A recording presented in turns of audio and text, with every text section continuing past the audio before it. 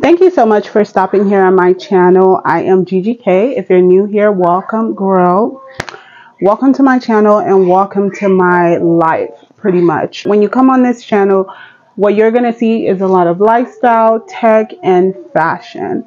We're growing here. We're fairly new, but we have definitely grown since the beginning of this YouTube channel, and so it's definitely a blessing. Today's topic will be quite different. I really want to give you guys a little bit more insights in my life before I started doing YouTube for real. Do not forget to like, comment, and subscribe to the channel. Alright, darling. This is going to be a story time about how I was able to open my restaurant in Ghana at the age of 23. I built this restaurant from the ground up, from like dirt to the ground up. The man above definitely made that way for me, opened that path for me to be able to even have the knowledge enough to know that I can and I am capable of building a restaurant, and not just anywhere in Ghana, Accra. I built the restaurant in Accra. Anything that I put my mind to, and by the grace of the Almighty, I am capable of doing it. Y'all gonna see enough of me. You gonna be tired of hearing Gigi K, Gigi K, Gigi K, because I'm gonna take over this motherfucker. Well, let me stop cussing for real. Let me take you guys to the very beginning. As we're having this conversation, I'm going to be inserting clips, so you're not just visualizing it, you're actually seeing what I created. Going to Ghana for the first time. What made me want to go to Ghana? How was I able to go to Ghana? And what was my initial reaction when I arrived in Ghana? The first time I ever went to Ghana was back in 2018. I went to Ghana to study abroad as a business marketing student.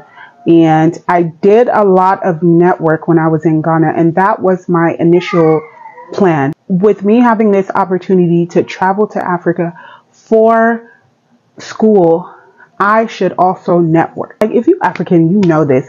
You ever hear your African cousins or siblings or aunties or whatever talking about, when I grow up, I'm going to go to Africa and I'm going to build a business and my business going to be booming. That's all we ever talked about. Me and my cousins, when we were young, we were like, when we grow up, we're going to make so much money in the US. We're going to go to Africa and we're going to have so many businesses and we are going to celebrate our accomplishments. I kid you not. For me to be able to actually manifest and bring to life exactly what I was manifesting back then, I'm really a chosen one. The grace is different. The way I did not play about my network, I made sure I made connections. It is 2024. I studied in 2018. I still keep in contact with some of the Ghanaians and that I connected with, the business owners that I have had conversations with. There's no way you're going to make it in life without networking, without making connections, without men. And I don't come from a wealthy family,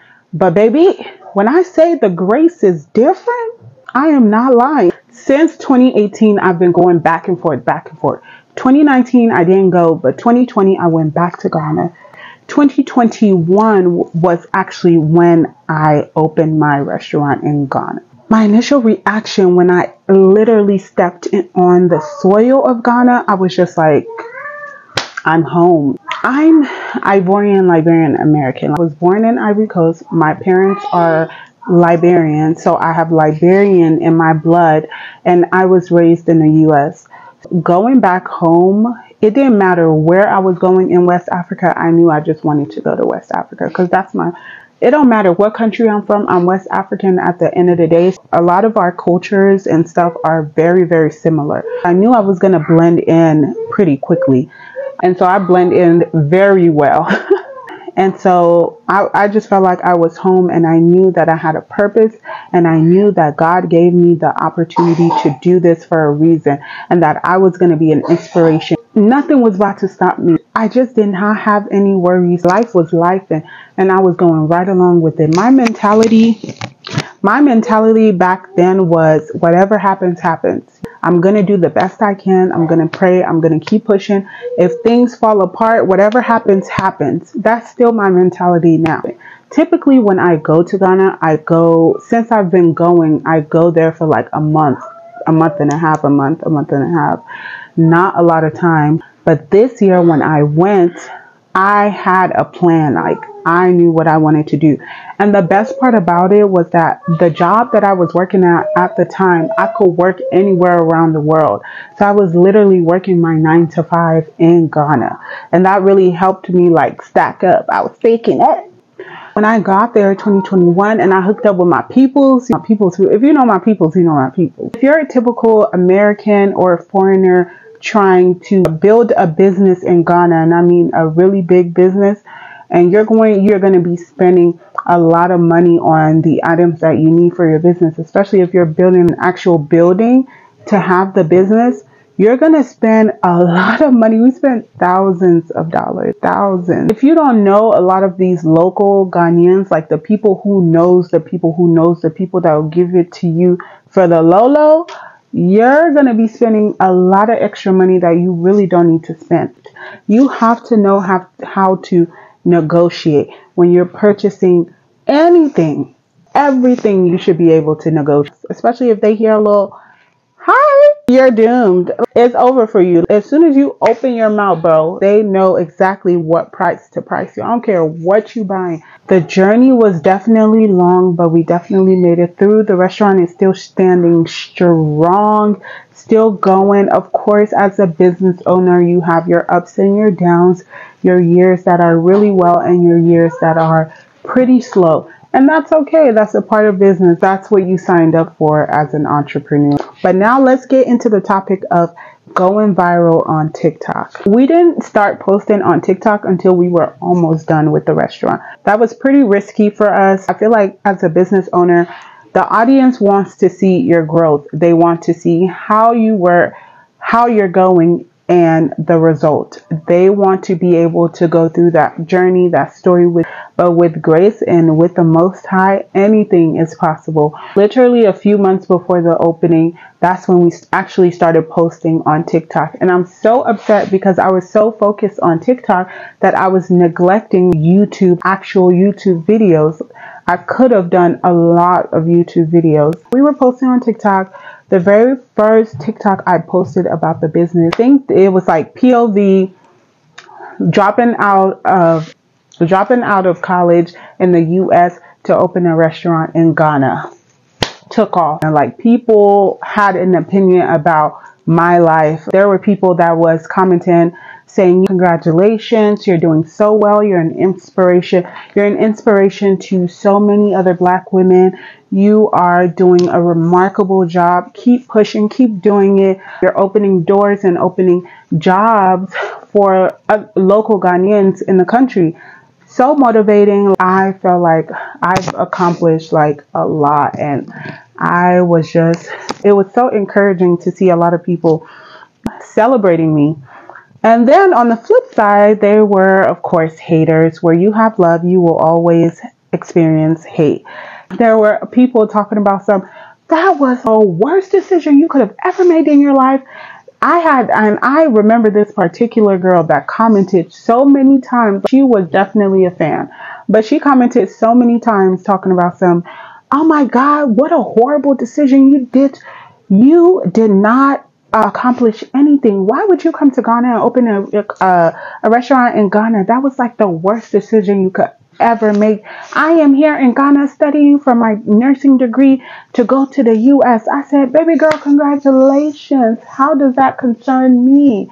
Study, do what you got to do, and then get your visa for the US. I'm rooting for you, but don't be a hater. You're straight hating. Every time someone comments, she would comment, and she would comment her own comment. She'll comment under other people's comment. And so I just responded to her specifically, and I'm gonna post a video here. I responded to one of her comments, and the little sound was like, "We do not care." And for real, like, I didn't really talk a lot. I didn't say a lot. I just used TikTok and social media to go off on them. And I was giving it to them. You're not about to talk to me like that, for real. Because what? No. I was giving it to her back to back, but there was so much love. And then after that viral video, every freaking video I did viral. Like, every other video just kept going because I already have the audience and I was already flowing in the algorithm. So the algorithm was just taking me. And people were noticing me in Ghana, and people even noticed me from study abroad in 2018. Some of my friends and like associates that I met in Ghana in 2018, they were like, oh my God, congratulations. Even my friends from college, from uni back in 2017, they are super duper proud of me, and that meant so much. Social media is so powerful, and it's a blessing to have the opportunity to put yourself out there on social media and be an inspiration to other people, like other people who are even making 10 times more money than you. You're inspiring them, and I was just like, I'm really that girl. I'm definitely still that girl. Don't get it twisted, but I was really that girl, Even if there were other trending sounds on TikTok, I would use it. Like other trending sounds on TikTok, I was literally trying to really put myself out there. And as I was going viral, people kept DMing me. People were trying to interview me.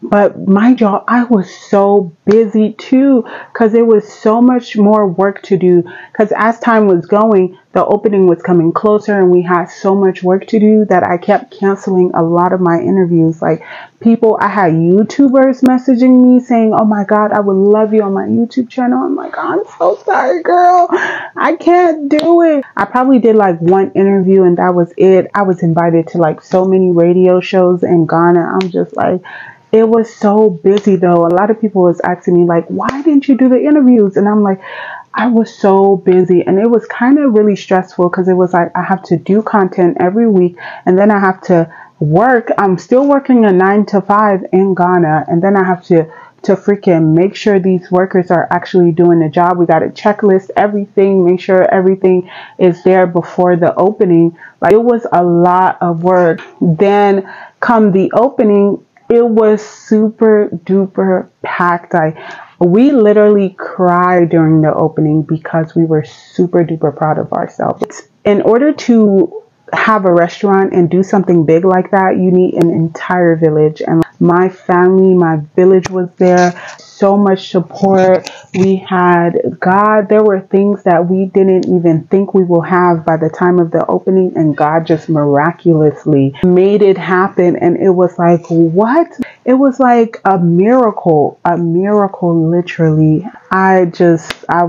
It was just so beautiful. As stressful as the grand opening was, because there were a lot of things, of course, within. We only knew because we were actually running the restaurant, that there was a lot of things that were off, that weren't supposed to happen during the opening, that the people didn't even notice. They were having a good time. They were listening to good music, eating great food, bonding with other people, that they didn't even realize, hey, my food hasn't came in like 10 minutes. What's going on? It was just such a vibe. And owning a restaurant, I would say, is so freaking stressful. I salute y'all that have been doing it for years, because what? I nearly pulled my hair out. My feet was swollen after that night. My feet was swollen. I had people that were coming to the opening from TikTok. I had TikTok people that came to Ghana that year, that same month, and came to the opening. I had people that came to the restaurant after the opening. Like, it was insane. When I tell y'all 2021 was your girl, we gonna have to run it back a little bit, one time for the one time, because 2021 was really the year to be alive in Ghana. Like, for the money that we made on that day, just that day, I was like, what? You can make that much money from a restaurant in one night? The return that we got, we weren't even expecting. We had a budget and we had an amount that we wanted to receive from that grand opening, and it surpassed our budget and what we wanted. And so it was like, it was crazy. And this was even after paying everyone we had to pay for. Because remember, you have DJs playing your music. You have your servers that you have to pay. You have your chef that you have to pay. You have your bouncers that you have to pay, your security. You have so many extra people just working and helping that you have to just pay for that day. Even after that, it surpassed what we thought we would have had. It was so amazing, and our finances was top tier. The restaurant is called Choco Village Restaurant and Bar. It's right in the heart of Don Summer, right in the heart of Accra. Now this leads to the last conversation we're going to have here, which is what are our future plans for Choco Village. Right now, what we want for Choco Village right now is to revamp it. We want to kind of switch some things, give it a different look, because since we've opened the restaurant, we have influenced other people, especially in that neighborhood. A lot of people have been copycatting our copycats, a bunch of copycats. But I say inspiration, someone else may say a copycat. But they have been inspired to do a lot of the things that we have done. Before the restaurant, while we were building, and even a little bit after, we were the only ones whose restaurant looked like a village. The entire theme and vibe is for it to be a village, for you to walk in, you to feel the culture and feel like you're in a village. You're eating very cultural, local Ghanaian dishes. And even the drinks are very local and very traditional. When you walk into Choco Village, you have the wooden gates, you have your marble flooring, you have wooden like pallets, everything made out of pallets. The walls look like muddy concretes, but it's like luxurious muddy concretes. And the roofing are wheat, so it looks like a hut. And then we have bamboos on the walls, like bamboo, an entire bamboo wall. High chairs, high tables are wooden as well. Everything is really villagey, and a lot of people in the neighborhood have switched to pallets. Even like the people on the road, they done build an entire pallet for themselves. Everything is looking about the same in our neighborhood. We're gonna twist it up a little bit, give it a little razzle dazzle, and so we're planning on revamping it and marketing it very well, because we did take a break after 2021, 2022, 3. We had other things to pay attention to as a family, and so we kind of had to pause on the village, but we were still getting deals and we were still getting bookings for our space and event bookings. We had a lot of birthdays, weddings, showers, naming ceremonies. So those are still coming through, but we're focusing a lot on marketing. We really want to market. And now that everyone is more focused on social media, and a lot of people are now going back to Africa, it's even more than it was back in 2020, 2021. So a lot of people are going to Ghana.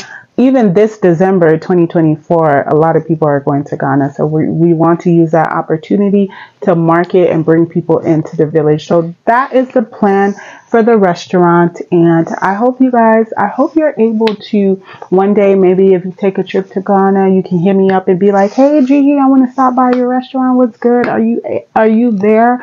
Are you in Ghana right now?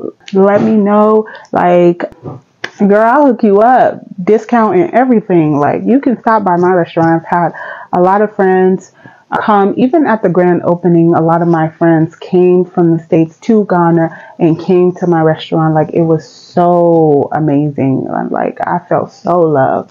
And so a lot of my friends are going to Ghana this year, and they're like, hey, Gigi, what's up? Like, let me know if you're coming to Ghana. I want to stop by the restaurant. I'm like, yeah, girl, even if I'm not in Ghana, stop by the restaurant. Like, let me know. So overall, the restaurant is doing well. And that's pretty much the story about me opening a restaurant at 23 in Ghana. Like, I really be telling people, like, I can go anywhere and conquer anything, because I'm really that girl from above. Like, that is the story. I hope you guys enjoyed the video, and I hope you learned a little bit more about me. If you actually loved the video and you made it to the end of this, don't forget to like, comment, and subscribe. Follow me on all of my social media handles, and I will see you in my next video. I love you. Bye.